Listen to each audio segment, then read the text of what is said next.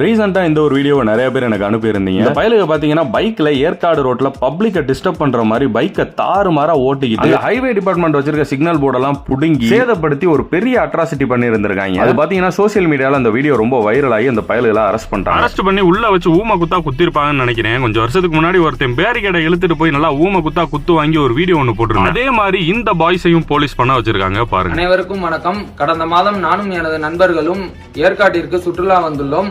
வரும் வழியில் மலைப்பாதைகளில் வாகனங்களை அதிவேகமாக ஓட்டுவது மற்றும் பொதுமக்களுக்கு இடையூறாக ஓட்டுவது மற்றும் நெடுஞ்சாலைத்துறைக்கு சொந்தமான எச்சரிக்கை பலகைகளை எடுத்து விளையாடி ரீல்ஸ் போட்டது போன்ற செயல்பாடுகளினால் காவல்துறை எங்களை கைது செய்துள்ளது.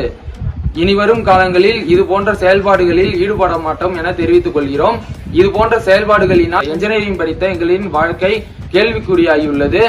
எங்களை போன்ற இளைஞர்கள் ரீல்ஸ் மோகத்தால் இது போன்ற தவறுகளை செய்து அவர்களின் வாழ்க்கையை கேள்விக்குறியாக்கிக் கொள்ள வேண்டாம் என கேட்டுக்கொள்கிறேன். என்னப்பா பெத்த அம்மாவோட தாலி அடமாட வச்சாது பைக் வாங்கி தாறுமாறா ஓட்டிக்கு தெரியும் தற்கொலை வாசிங்க இல்லைன்னா கூப்பிட்டு போய் ஆய் போற அளவுக்கு அடிப்பாங்க நம்ம தமிழ்நாட்டு போலீஸ். அப்புறம் நம்ம தமிழ்நாடு காவல்துறைக்கு வாழ்த்துக்கள்.